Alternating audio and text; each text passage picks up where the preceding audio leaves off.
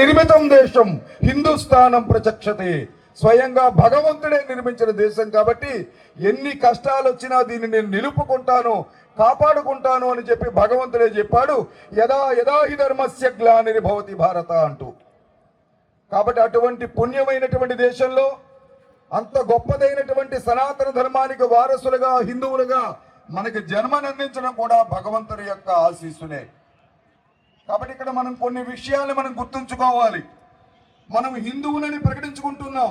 ఇందాక నా ముందు మన గౌరవనీయులు ఎమ్మెల్యే గారు చెప్పారు, హిందువుగా జీవిస్తున్నామే గాని హిందూ ధర్మాన్ని ఆచరిస్తూ ఆచరణాత్మక హిందువుగా జీవిస్తున్నామా అని మనం ప్రశ్నించుకోవాల్సిన అవసరం వచ్చింది. కాబట్టి భక్తితో దేవాలయానికి వెళుతున్నాం. ఆ దేవాలయానికి ఏదైనా హాని జరిగితే అది నా పని కాదని వదిలేస్తున్నాం. కాబట్టి ఈవేళ ఒక మార్గాన్ని ఎంచుకున్నారు కృష్ణరాజు గారు. నరసేవ నారాయణ సేవ అని భావించారు వారు. 18 పురాణాలు రచించినటువంటి వ్యాసుల వారు చెప్పిన మార్గంలోకి వెళ్ళారు. పరోపకారాయ పుణ్యాయ పాపాయ పరపీడనం. ఎంత పరులకు ఉపకారం చేస్తే వాళ్ళ కళ్ళల్లో వస్తున్నటువంటి ఆనందాన్ని వెలుగుని చూస్తే భగవత్ సాక్షాత్కారంగా పొందేటటువంటి ఒక గొప్పదైనటువంటి ఆచరణను భగవంతుడు కృష్ణరాజు గారికి ఇచ్చాడు. కాబట్టి ఇక్కడ మనం కూడా గుర్తించవలసిన విషయము, పరోపకారాయ ఫలంతి వృక్షా పరోపకారాయ వహంతి నద్య పరోపకారాయ దుహంతి గావగా పరోపకారార్థమిదం శరీరం అని. ఈ శరీరాన్ని భగవంతుడు కేవలం మన కోసమే ఇవ్వలేదు. ఇందాక రంతిదేవుడు ఉదాహరణ చెప్పారు వారు. కాబట్టి సేవ అనేది హిందుత్వంలో ఒక భాగము. కాబట్టి మనకున్న దానిలో కొంతైనా తృణప్రాయమైన సేవ చేయాలి. అలా సేవ చేస్తేనే ఇన్ని దేవాలయాలు హిందూ సమాజం కట్టింది. ఇన్ని వేల లక్షల ఎకరాలు దేవాలయాలకి హిందూ సమాజం ఇచ్చింది. మనం మర్చిపోతున్నాం. ఇలాంటి కృష్ణరాజు గారు లాంటి వ్యక్తులు చూస్తే మనకు కూడా అది స్మరణకు రావాల్సినటువంటి అవసరం ఉన్నది. ఇవాళ హిందూ సమాజానికి 4 స్తంభాలు ఉన్నాయి. ఈ 4 బలహీనపడినప్పుడు హిందుత్వం నిలబడదు. 1000 సంవత్సరాలు నిలబెట్టుకున్నాం.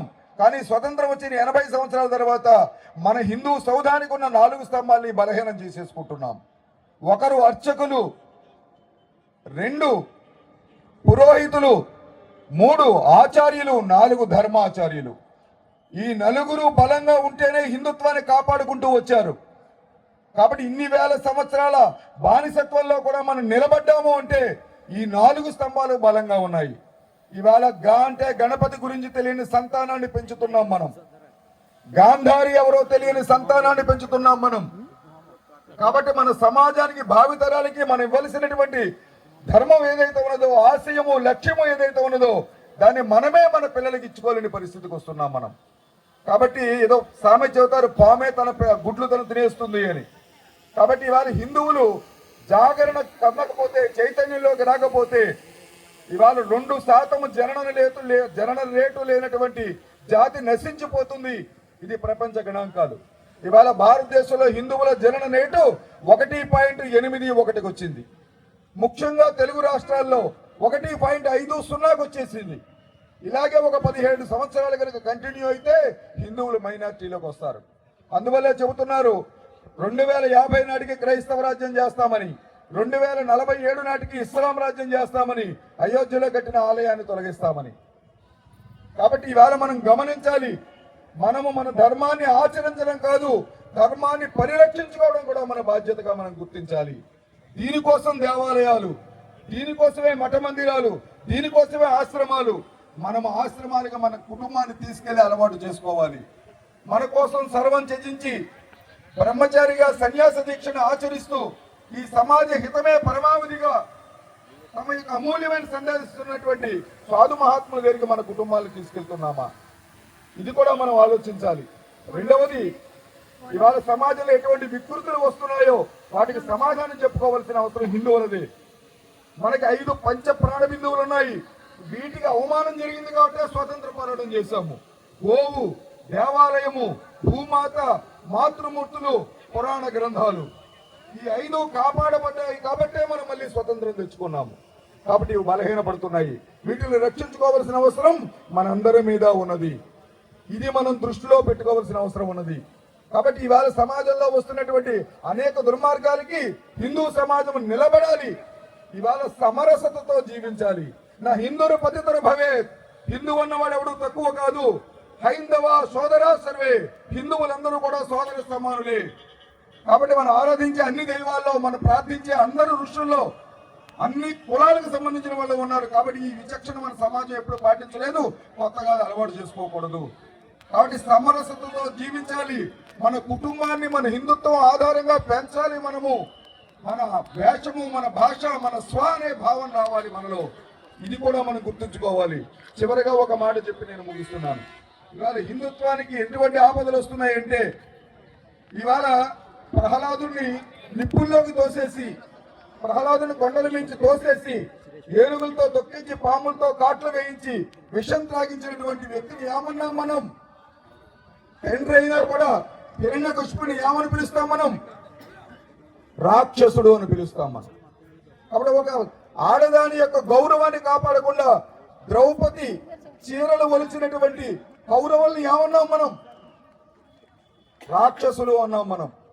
సీతమ్మ తల్లిని ఎత్తుకెళ్ళినటువంటి రావణాసురుని ఏమన్నాం?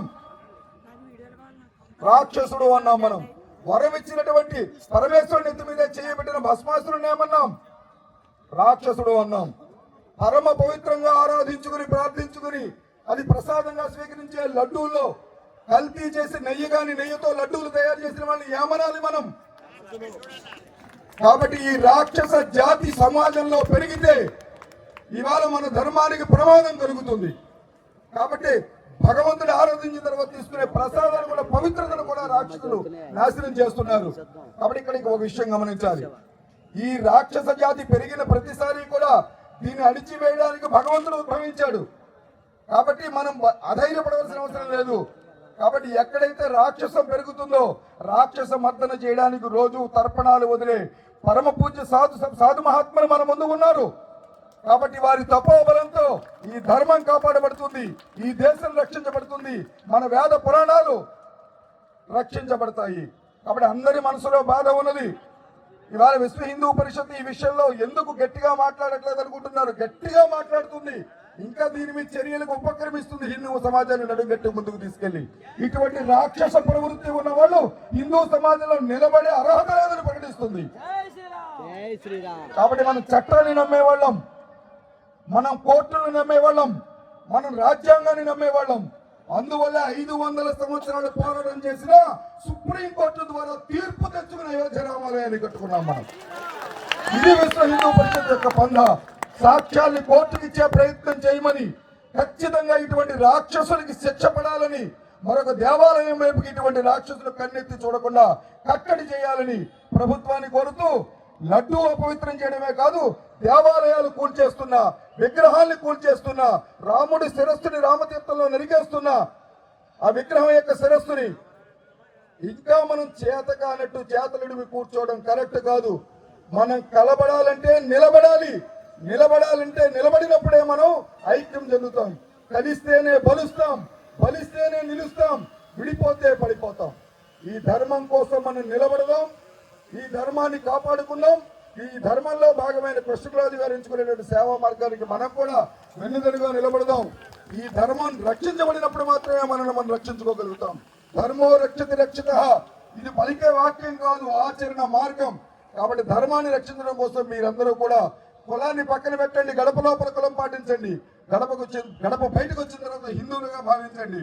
హిందుత్వం రక్షించబడితేనే ప్రపంచం కాపాడబడుతుంది. హిందువు ఒక్కడే లోకా సమస్త సుఖినో భవంతు అంటున్నాడు. హిందూ ఒక్కడే సమస్త సన్మంగళాన్ని భవంతు అంటున్నాడు. మిగిలిన వాళ్ళు నా దైవాన్ని ఆరాధించిన వాళ్ళు సైతాన్లు, కాఫీర్లు, జహాదు రాళ్ళతో కొట్టి చంపండి అంటున్నాడు. కాబట్టి అందరూ బాగుండాలనుకునే హిందువులు బాగుండాలి. ఆ హిందుత్వాన్ని నిలబెట్టుకునే ప్రయత్నం హిందువులు చేయాలి. అలా మీరందరూ చేస్తారని వెంకటేశ్వర స్వామి శక్తి మీకు ఇస్తారని భావిస్తూ సెలవు తీసుకుంటారు. జై శ్రీరామ్. జై శ్రీరామ్.